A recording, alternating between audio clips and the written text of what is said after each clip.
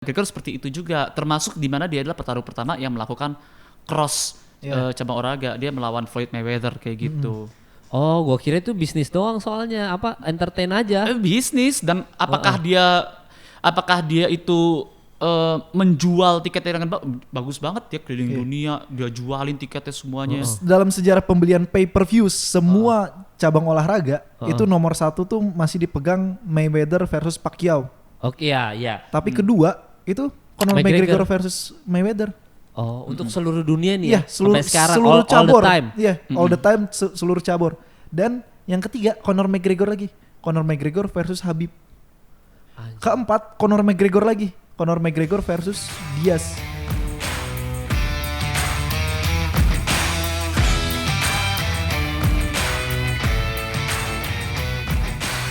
Yoi, podcast kali ini pembahasan yang sangat disukai oleh G Pamungkas dan juga Sardo, yaitu bahas Conor McGregor karena mereka berdua tuh mencintai UFC gara-gara Conor McGregor. Kalau gue mencintai UFC karena Tuhan.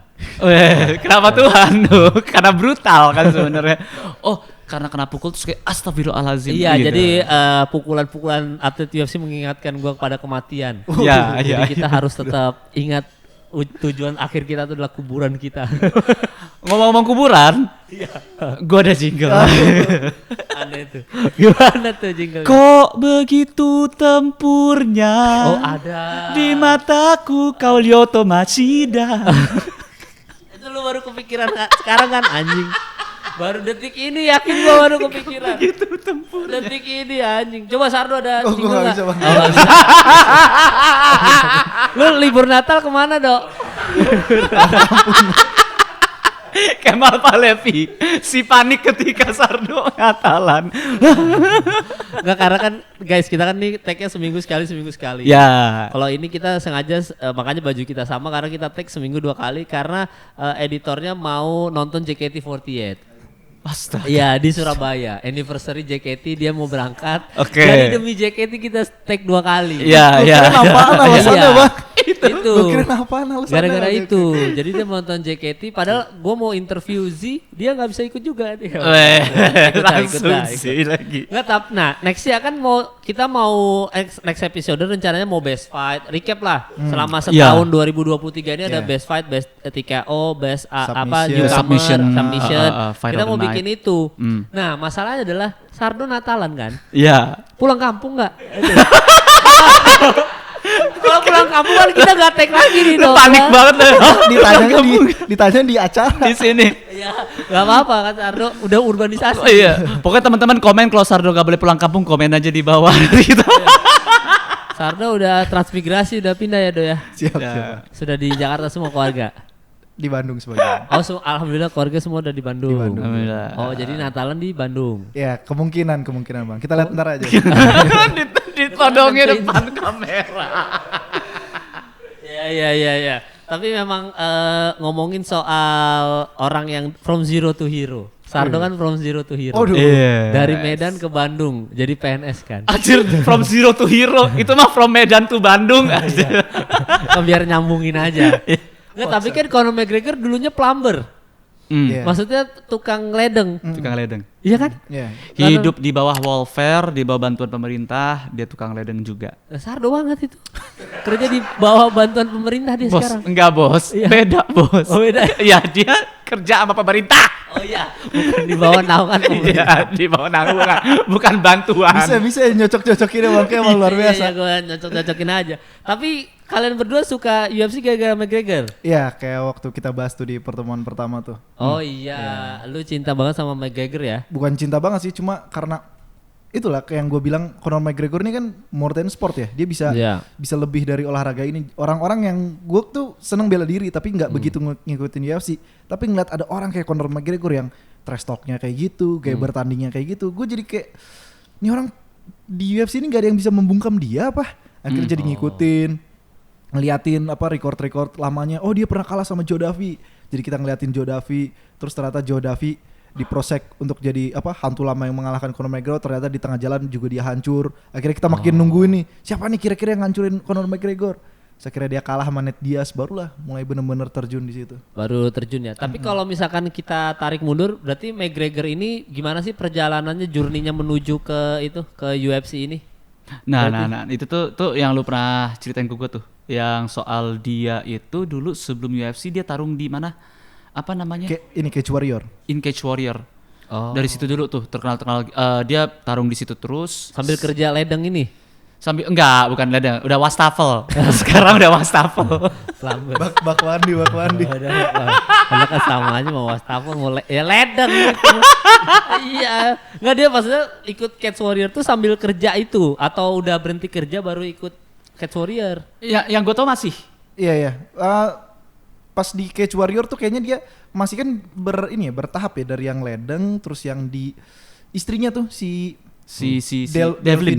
Iya, Devlin D yang ngebiayain hidup dia, yang antar jemput ke gym. Itulah itu yang sulit dicari di abang-abang sih udah menemukan ya, gue yang masih mencari nih. Yang nemenin dari nol. Kapan nikahnya emang? Nah, terus si Conor McGregor.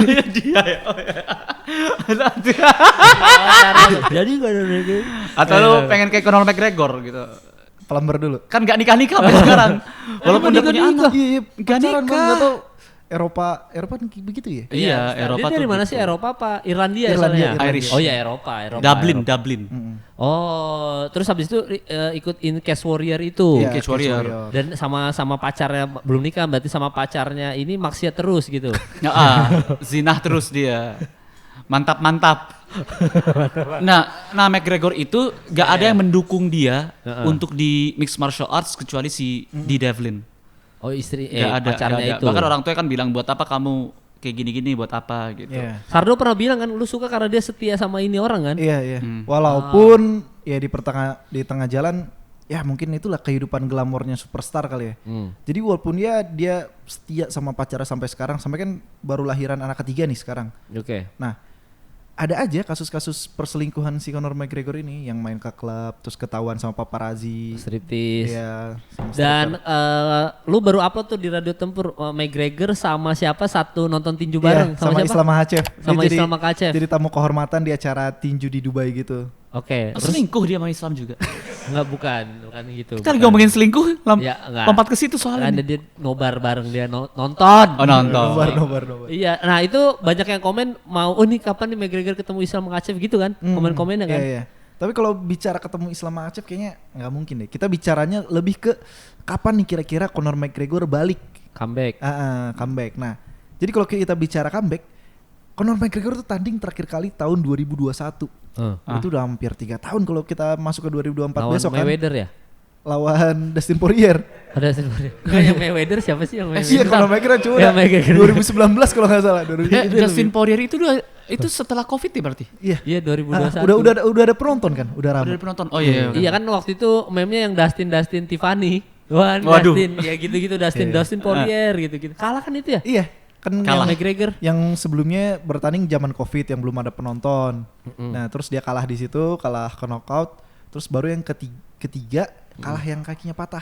Yang dia dibilangnya dia bersikeras itu bukan kalah tapi doctor stoppage. Iya, doctor stoppage. Dia karena menurut dia ini si Dustin gak ngecek tendangan dia, tapi dia salah ngelangkah terus penyakit lamanya kambuh. Patah gitu. Oh, gitu. Dan ini dia vakum gara-gara udah kalah beruntun itu berarti. Iya, karena pengobatan dari patah kaki kan gak gampang ya. Dan sebenarnya ada masalah lain yang ini menarik juga nih buat dibahas. Jadi banyak atlet yang gak sama lagi setelah operasi kaki, kayak Anderson Silva. Langsung dia losing streak berapa belas itu setelah patah kaki. Terus si Chris Weidman juga sama setelah patah kaki. Nah, si Conor McGregor nih patah kaki, dia kan diganti jadi tulangnya tuh sama tulang titanium. Tapi masalah serat-serat otot dan lain sebagainya, Conor mau gak mau harus pakai steroid. Oh gitu. Nah, nggak boleh kan itu? Akhirnya masalah lah dengan USADA.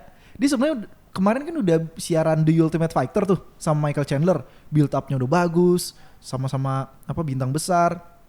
Terus sampai akhir acara si Conor McGregor lagi yang menangin acaranya, comeback gitu kan. Tapi ternyata masalah di USADA. Akhirnya itulah yang konyol juga.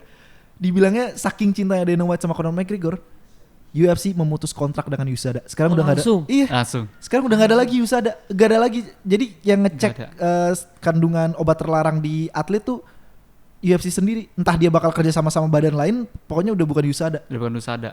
Anjir. Disinyalir gitu gara-gara kan emang selalu dibilang kan Dana White itu tuh selalu menjilat pantatnya Conor McGregor ya karena gimana Conor McGregor menjual tiket paling banyak kan. Iya. Iya dia yang ngebesarin UFC lah ya. Betul. Soalnya UFC itu kan sebenarnya kayak kan kalau berantemnya namanya MMA. Iya. Ya kan mixed martial arts, tapi UFC ini kayak organisasinya kan. Promotornya. Nah, itu yang bikin naik itu McGregor tuh ya. Oh, makanya Dana White berterima kasih sama McGregor. Kayak kalau nggak ada McGregor kan gua sama Bang G kayak nggak nonton kayak. Oh iya. Yang memperkenalkan. Gue kalau nggak ada Israel Adesanya nggak tahu lu berdua nih. Karena kalau kita tahu udah kenal. Oh gitu. Iya. Makanya jadinya ditunggu comebacknya ya. Tapi kira-kira bakal comeback emang? Comeback. Nah, lawannya kan yang sebenarnya udah ditungguin kan Michael Chandler. Orang udah dibikin acaranya di Ultimate Fighter gitu kan. Cuman itu tadi kira-kira kan ditarget juga UFC 300 ini kan udah bakal jadi milestone sejarah bagi UFC kan bikin event sampai 300. Pokoknya UFC 300 rencananya mau dibikin menjadi event terbesar UFC yang pernah ada. Wih, Khabib main lagi tuh jangan-jangan. Banyak rumornya, ada yang bilang Khabib lawan George St. Pierre, ada yang bilang George St. Pierre lawan Nick Diaz lagi, ada yang bilang siapa Conor McGregor lawan apa. Conor McGregor dia bilang itu maunya lawan ini setelah Michael Chandler, abis itu Justin Gaethje dan ini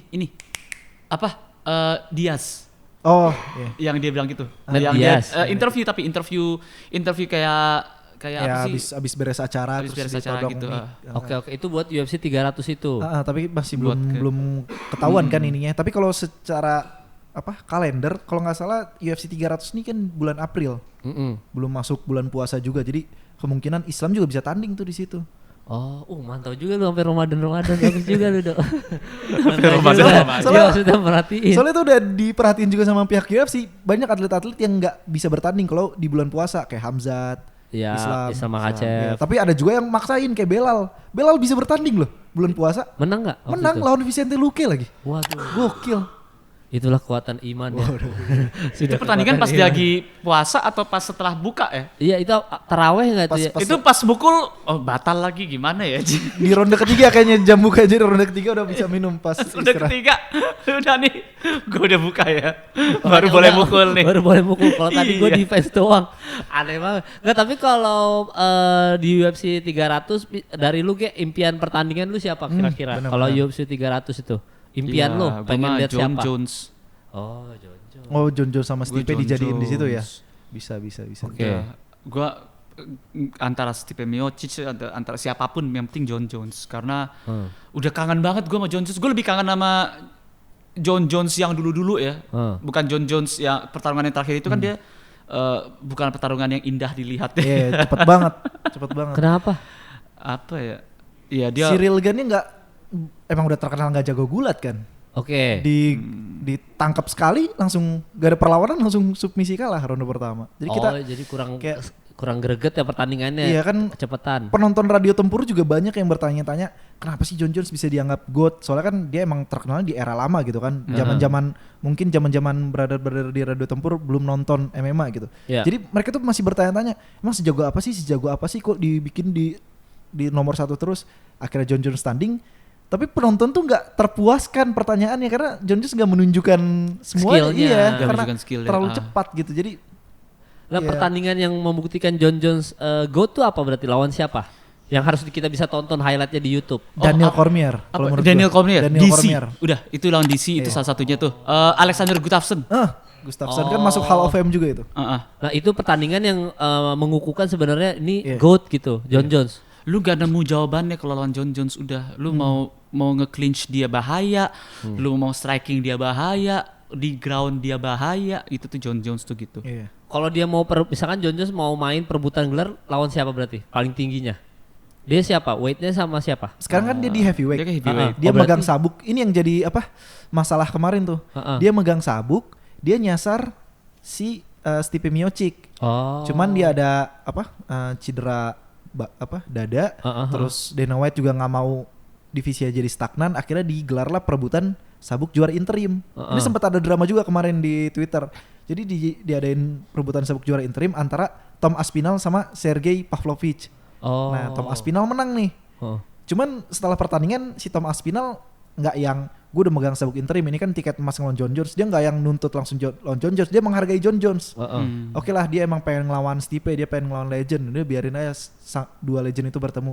Cuman makin kesini Tom Aspinall mulai nuntut tuh, kayak gue nggak mungkin lah dibiarin nunggu terlalu lama gitu kan. Iya, harusnya tanding nih. Iya, harusnya tanding. Akhirnya si John Jones angkat bicara tuh, dia bilang gue udah bertanding di 3 generasi dan gue perlu ingatkan, tiap kali ada newcomer yang bawa-bawa nama gue, yang nantang nama gue, kalian bisa ngeliat kalian bisa baca sendiri sejarahnya, hasilnya seperti apa.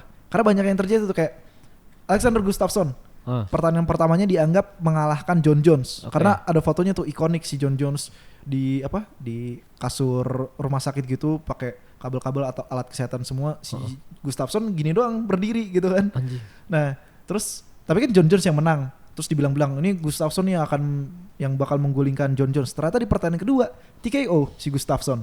Dibuktiin lagi. Di TKO. Terus kemudian ada lagi nama kayak Daniel Cormier di TKO lagi. Terus si ini Johnny Walker tuh dulu prospek juga tuh. Gayanya kan joget-joget dibilang bakal ngalahin John Jones. Ternyata di tengah jalan dia di-KO-in tuh sama yang sekarang pindah ke Bellator. Nah, terus ketemu lagi sama Dominic Reyes. Dominic Reyes lawan terakhir John Jones sebelum John Jones vakum selama 3 tahun. Dibilang menang, terus ternyata John Jones menang. Terus akhirnya dibilang ini Dominic Reyes masa depan light heavyweight. Sekarang gak pernah menang lagi dia. Udah kalah 4 apa 3 losing streak. Kalah dari Jan Blachowicz, kalah dari Jiří Procházka. Makanya dia bilang kayak gitu. Terus akhirnya si Tom Aspinall minta maaf, bilang iya. John Jones itu 3 tahun vakum ya, udah ya? Iya. Total nih sekarang McGregor berarti dari 2021, berarti baru jalan 2 tahun lah ya? Iya, 2 tahun. Anjing, ya, dia vakum nggak ada alasan tuh John Jones? Alasannya ini masalah bayaran atlet. Karena dia ngeliat tinju, bayarannya kan luar biasa tuh. Bayaran tinju, dia pengen bayaran dia segitu. Terus UFC nggak menyanggupi, ya udah dia keluar, dia lepas sabuk light heavyweight-nya. Makanya divisi light heavyweight jadi berjalan setelah dia. Tapi uniknya, sepeninggal John Jones itu tahta bisa dibilang tahta terkutuk. Karena setelah sepeninggal John Jones, John Jones kan berkuasa di light heavyweight 9 tahun ya. Setelah John Jones tinggalin, rajanya silih berganti di setiap title defense. Iya, menarik tuh. Ada kutukannya ya? Iya, ada kutukannya. Jadi John Jones kan ninggalin sabuknya. Akhirnya sabuknya diperebutkan sama Dominic Reyes sama Jan Blachowicz. Jan Blachowicz menang nih. Menang. Terus title defense pertamanya ngelawan light heavyweight beneran, lawan Glover Teixeira, kalah dia. Glover menang. Glover title defense ngelawan Jiří Procházka. Jiří dapet. Jiří cedera bahu waktu latihan, akhirnya diperebutin sama Teixeira sama Jamahal Hill. Jamahal Hill menang. Tapi kalah lagi abis itu nextnya. Jamal Hill cedera Achilles. Akhirnya diperebutkan sama Alex Pereira sama Jan Blachowicz. Alex menang. Makanya dibilang selanjutnya Alex bisa mempertahankan nggak, bisa memutus kutukan itu nggak? Soalnya ganti terus nih juara. Kayak sabuknya tuh panas gitu, nggak bisa diem di satu pinggang. Nggak bisa lebih dari. Iya, nggak bisa lebih dari satu. Tapi Alex sama Jiří. Oh iya, sama Jiří. Dan dia menang kan, Alex menang. Menang. Dia kan yang megang sekarang kan title dia kan. Berarti Pereira nextnya lawan Strickland. Enggak ya, bukan Strickland sih. Pereira lawan siapa? McGregor. McGregor gila bro, tapi dia naik terus beratnya tuh. Iya. Oh iya, enggak, tapi Pak Pereira lawan siapa gitu berarti nextnya? Nah, seharusnya Jamahal Hill, cuman baru kemarin nih ada si Jamahal Hill kesandung masalah, dia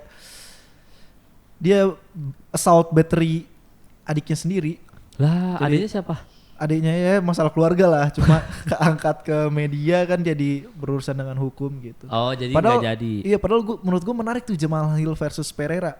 Karena banyak orang yang bilang Jamahal Hill kan badan juga nggak kering gitu kan, terus nggak yang wah gitu, tapi dia bisa menang terus bisa jadi juara kan bukan tanpa alasan dong. Tapi tetap aja orang ngeliat dari penampilan Jamahal Hill nih pasti kalah gitu. Tapi kalau menurut gue justru dibandingkan yang lainnya, gue ngerasa Jamahal Hill yang punya peluang lebih besar ngelawan si Pereira. Karena gini, ada kata-kata Jamahal Hill yang menurut gue keren waktu gue ngedengerin podcastnya gini.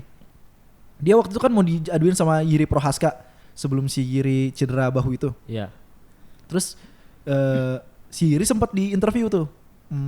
Sebutin satu kata ketika mendengar nama fighter ini, misalkan Israel apa, ini apa. Terus pas ditanya Jamal Hill, terus dia bilang basic gitu kan. Nah, terus si Jamal Hill tersinggung kan. Nah, terus dia bilang kayak gini, ini yang menurut gue menarik. Si Ripple Haska itu emang gerakannya unorthodox, muter-muter lah, sikut-sikut, tendangan, spinning back fist, apa-apa gitu-gitu. Tapi dia balik lagi tuh, dia dibilang basic, tapi gue bisa sampai juara bukan tanpa alasan. Nah, orang-orang yang kayak si Ripple Haska yang muter-muter gitu-gitu, itu kenapa? Karena dia nggak jago basicnya, nggak jago fundamentalnya, gitu. Anjing dibales sih. Iya itu tim Duncan lah, tim Duncan tuh. Pelarian orang gerakannya unik-unik tuh karena dia basicnya tuh nggak dalam. Makanya kita ngeliat Volkanovski bisa jadi juara, terus arguably the GOAT, cuma dia nggak pernah muter-muter. Iya dia basic aja. Iya basic aja, sama si Jamal Hill juga gitu, 1-2 aja. Cuma karena fundamentalnya dalam banget, makanya gue ngerasa itu justru punya peluang lawan model-model kayak Alex Pereira. Kalau yang liar-liar mah habis sama Alex Pereira. Iya, buktinya Prohaska juga kalah kan. Jadi Prohaska cuma ditendang kaki gitu-gitu. Oh, berarti kalau misalkan di UFC 300 impian lo apa, Dok? Kan tadi kalau Jon Jones lawan siapa tadi, Ge? Mas siapapun. Stipe Miocic yang paling. Ya, tapi lu maunya Jon Jones. Kalau lu apa kalau impian lu berarti? 300. Impian ya? Iya, impian lo. Islam versus Colby sih. Tapi Colby harus menang nih di UFC 296. Ya berarti kita udah tahu nih dia menang atau kalah nih sebenarnya kan. Tapi lu impian lu itu ya? Iya. Aduh, sampai Colby lawan Islam ya. Lu itu akan menjadi Conor lawan Khabib versi 2. Ini itu bisa mereplika itu. Karena gini, mulutnya Conor McGregor itu kan kacau banget tuh. Tapi Conor McGregor masih kocak. Nah, kalau Colby itu emang jahat kan dia, ngata-ngatain itu. Itu mau ras dibawa-bawa lah. Hubungan rumah tangga lu dibawa-bawa lah gitu. Tapi itu bakal di backup sama seluruh penduduk Amerika. Dan ini Amerika Colby pasti yang didukung gitu. Enggak, Conor tuh yang bikin terkenal apa aja sih berarti? Kalau di list yang bikin Conor dia terkenal. Nih ya? Oke, kalau misalkan kita lihat cara dia bertarung, Conor itu tuh fighting IQ tinggi. Fighting IQ tinggi maksudnya gimana? Jadi gini nih. Dia itu proses adaptasi itu secepat itu. Ada dia waktu itu lawan siapa sih? Ada yang botak, gundul hitam. Marcus Brimage.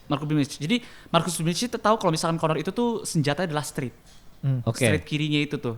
Nah, ketika setiap Conor ngelakuin straight kiri, yang dia lakukan adalah dia ducking gini sambil overhand right. Gitu. Di counternya tuh gitu. Dia kiri ducking overhand. Akhirnya Conor tuh dia gini, bahunya gini. Oh, makanya jalannya begitu. Iya. Oh. Dia ngeluarin uppercut abis itu dak gitu. Dan dia kena uppercut tuh berapa kali ya, si lawannya tuh kena uppercut 3 kali atau 2 kali berturut-turut gitu. Akhirnya jatuh. Kayak gitu. Conor itu tuh pintar banget dalam beradaptasi. Waktu itu melawan Nate Diaz nih awalnya. Wah, Nate Diaz kocak banget bro. Itu tuh kocak banget kan cara dia trash talknya Nate Diaz tuh. Kalian teman-teman kalau misalkan kalian pengen tahu trash talknya Conor McGregor gimana, lu tonton aja kompilasi dia nge-troll Nate Diaz tuh kocak banget.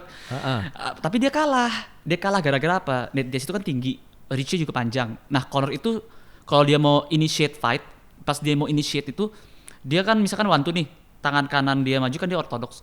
Dia kan southpaw. Tangan kanan dia ini ngejab. Nate Diaz mundur, dia baru overextend. Artinya overextend itu dia mukul dari jangkauan yang dia sebenarnya gak nyampe tapi dia mencoba paksain. Gak kena, stamina terbuang juga. Dan Conor tuh cepet gas out. Tapi dia pernah winning streak gak? Conor? Pernah. Winning streak dia sebelum ngelawan Nate Diaz kan winning streak terus. Berapa kali winning streaknya berarti totalnya?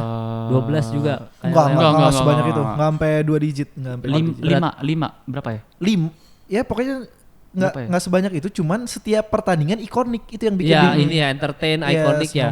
Apa aja berarti yang ikonik dia di pertandingan yang winning streak dia? Marcus Brimage dia yang pertama kali Marcus atau Max Holloway yang di pertama kali ada istilah 50 G's baby. Itu dia tuh.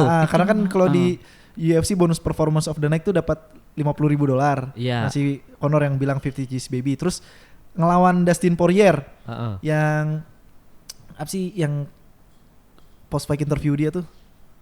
We're not here to take part, we're here to take over. Kita di sini bukan untuk ambil bagian, kita di sini untuk ambil alih. Itu keren banget tuh. Oh gitu. Terus sama Eddie Alvarez. I apologize for nothing. For absolutely nobody. Ini openingnya udah keren gitu pas dia dapat ini dia bilang, gue di industri ini udah banyak banget ngancurin orang, mukulin orang, ngerusak karir orang. Untuk itu gue pengen ngucapin minta maaf. To absolutely nobody. To gitu. absolutely nobody. Oh dia berarti yang bikin dia tenor trash talk gitu. Ternyata sama cara dia ngomong kok jadi shut your fucking mouth. Logatnya itu kan. Wah, Kayak ini kayak waktu inilah contoh simpel. Waktu build up Ned Diaz. Jadi di interview di acara televisi nasional gitu kan, televisi keuangan gitu. Terus kan lewat layar kan. Biasalah si hostnya nanya lah supaya ngecek mic-nya nyala atau enggak. Terus dia bilang untuk ngecek mic coba hitung 1 sampai 10. Terus si Conor bilang Ned Diaz cuma bisa ngitung 1 sampai 5. Ned can only count to 5. Gitu kan. Konyol banget. Oh gitu-gitunya. Berarti 11-12 sama Colby Covington dong. Ya cuma kalau Conor ini pinter yang dia ngomong apa mau ngelawan si Eddie Alvarez juga dibilang Eddie kan ditanya kan itu kan si Conor naik kelas kan naik kelas ke apa lightweight terus si Eddie ditanya Eddie kenapa kamu mau ngeladenin orang yang apa beratnya di bawah kamu terus dia pengen job terus si Conor langsung bilang dia disuruh apa aja mau orang UFC langsung ngasih ini cek kamu terus iya pak terus dia langsung nelpon istrinya sayang keluarin ini apa red keluarin red dress. Iya red dress. We're rich, ini baby. perayaan kita nih. Kita berhasil. Gokil. Ada yang kocak yang pas. Oke, let's talk about money. Terus oke, Nate, go and take a coffee break. Lu gak ngerti soal duit kan? Go take a coffee break. What I mean coffee break is go back and bring me my coffee. Anjing digituin ya. Digituin. Oh, tapi dia jago nggak aslinya sebenarnya? Jago. Secara Itu yang bikin. tapi kalau dibilangin Habib, jauhan Habib kan? Nah bedanya gini. Style Mike fight sih kalau gue ngeliatnya. Style Mike fight. Conor itu tuh kan gue pernah ngebahas soal ada 2 tipe otot, ada yang slow twitch, ada yang fast twitch. Iya. Fast twitch itu dia bisa twitchnya otot fiber muscle itu cepet banget sehingga dia bisa mukul dengan cepat tapi membutuhkan staminanya itu boros. Itu tuh Conor. Nah kalau yang slow twitch itu tuh seperti yang kayak Nate Diaz, Tony Ferguson gitu. Yang dia nggak seperti itu tapi dia tuh stamina tuh panjang lah maraton. Nah kalau ketemu sama orang yang kayak Habib di mana dia itu tuh slow twitch dan dia stamina itu lebih tinggi lagi, lebih kuat tahan pukul. Nah itu tuh bakal kelimpungan Conor. Oh gitu. Tapi memang kalau didefinisikan jago mah jago. Jago. Banget malah banget. Kalau kita bicara jago nggak pas buat Conor McGregor. Kalau menurut gue jago banget karena apa ya? Jadi double champ di UFC itu belum dilakuin sama siapapun selain Conor dan cara dia ngalahin Eddie Alvarez itu kayak bener-bener prime McGregor tuh kayak McGregor puncaknya di situ. Dia udah nggak pernah lagi lebih bagus dari itu. Setelah itu dia cuma nurun karena gokil sih dia naik berat ngelawan Eddie Alvarez. Terus Eddie Alvarez bener-bener dipecundangin sampai yang tangan ditaruh ke belakang. Di knockdown berulang kali, dijatuhin dia tungguin berdiri dijatuhin lagi. Oh, makanya Dana White tuh nggak suka Leon Edwards soalnya tidak se-entertain itu ya. Ya bagian ini nih fighting IQ yang tadi gue belum cerita nih. Kan dia waktu lawan dia itu kan dia kalah gara-gara dia tuh mukul gak kena gitu. Nah pas pertarungan berikutnya Conor gak pernah mukul duluan. Dia counter. Jadi ketika Nate-nya itu mukul, kan artinya targetnya mendekat. Nah dia slip, terus dia pukul, kena terus connect kayak gitu.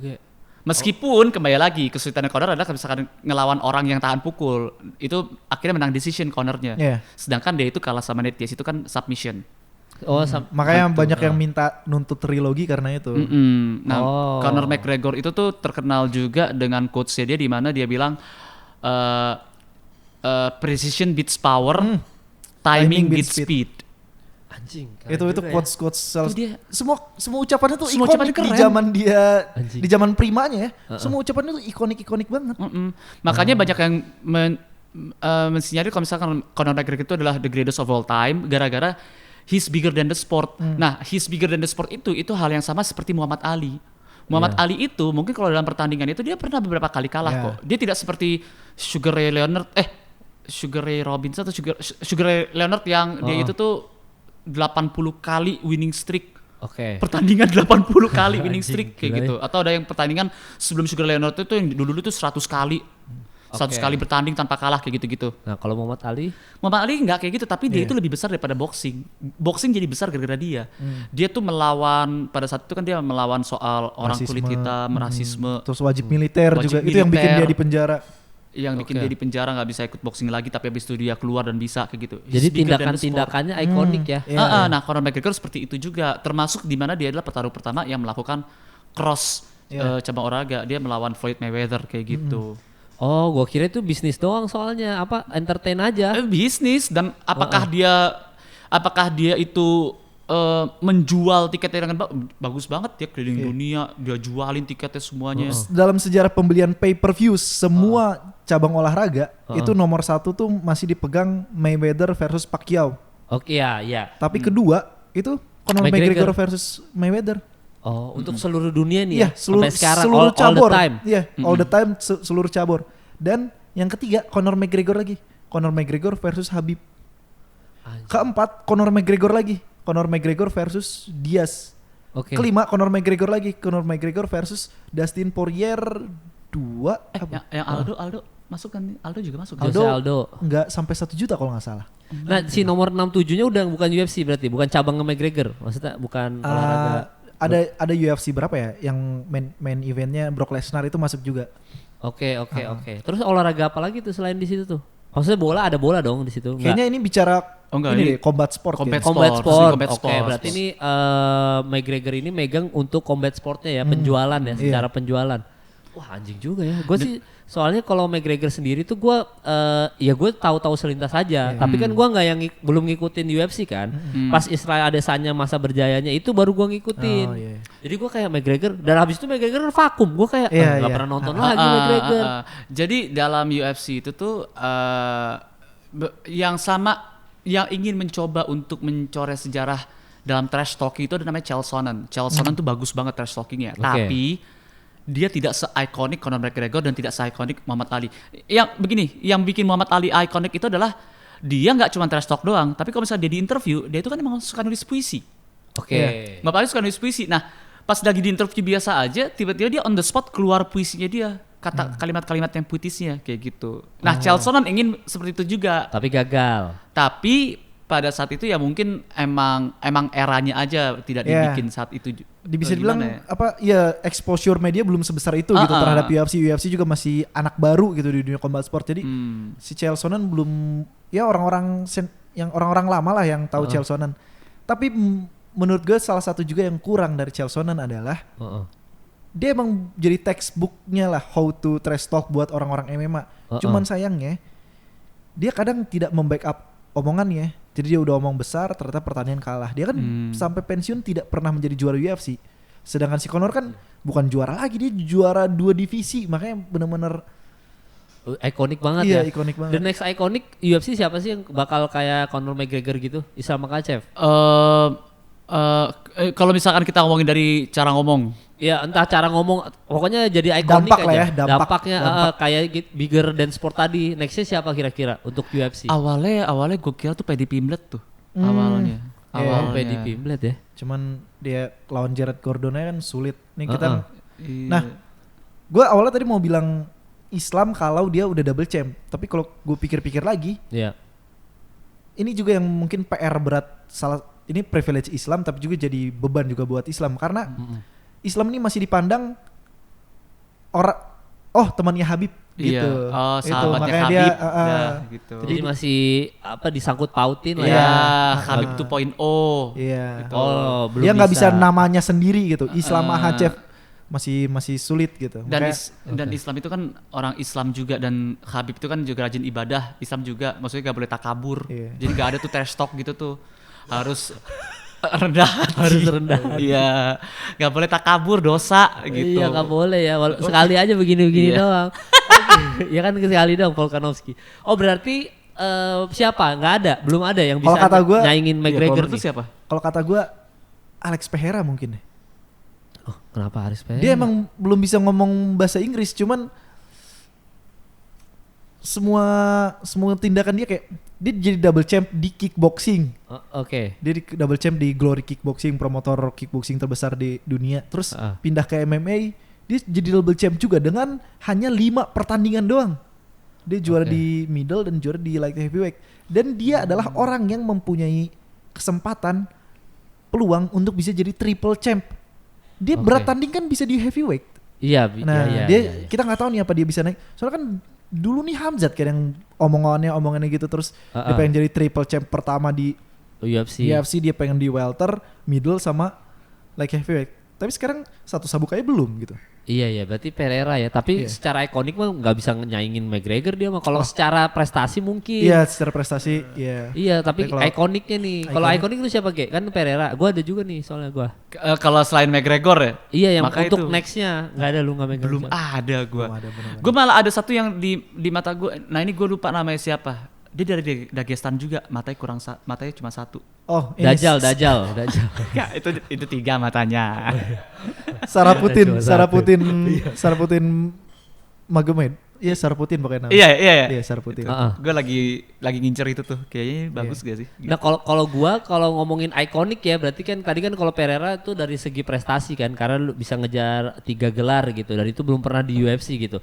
Kalau gue Sean O'Malley. Sugar Sean.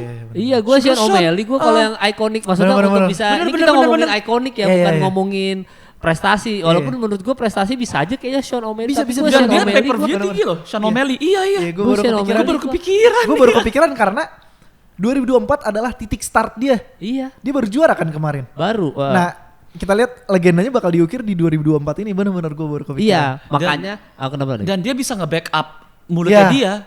Iya. Paham kan? Chael Sonnen itu dia ngomongnya bagus, tapi ketika dia lawan John Jones atau ketika dia lawan Fedor, dan Federer gitu dia nggak bisa, atau Anderson Silva dia nggak bisa gitu. Oke. Nah kalau Sean O'Malley bisa. Makanya gue ikonik selanjutnya menurut gue Sean O'Malley kalau iya. Untuk the nextnya ini ya, nextnya McGregor lah. Iya, kelihatan sih UFC juga udah mulai investasi besar-besaran ke Sean O'Malley. Udah diuploadin sama terus udah mulai yang itu kalau komentator Sean O'Malley udah dimulai di rimanya tuh dimasukin ke otak kita terus tuh. Makanya nanti next episodenya kita akan bahas recapnya dan 2024 tuh siapa yang bersinar. Jadi tapi pulang kampung Zoom dong, pakai Zoom, bikin LCD di sini. Wah, coba kayak Zoom ya. Makanya nanti next episode kita bahas recapnya setahun ke belakang, sama kita bahas potensial siapa nih tahun 2024 nih, siapa yang bersinar, siapa yang bakal hancur karirnya. Ya siapa tahu kita jadi cenayang kan. Nanti channel kita ditonton orang Amerika. Iya, anjir. Apalagi kan udah di-follow juga. Iya, sama Figueredo. Pasti fighter. Udah di-follow back, Bang? Belum. Dan ini yang gue suka nih. Ini jadi gue pernah ngomong juga sama Kemal di episode pertama. Alasan orang itu suka sama UFC itu, kalau gue tuh suka sama Conor McGregor dulu. Emang dulu gue waktu tarung derajat gue tuh nontonin UFC. Tapi abis itu kan gue udah stop tarung derajat, gue udah stop di dunia pertarungan, jadi gue gak nonton lagi.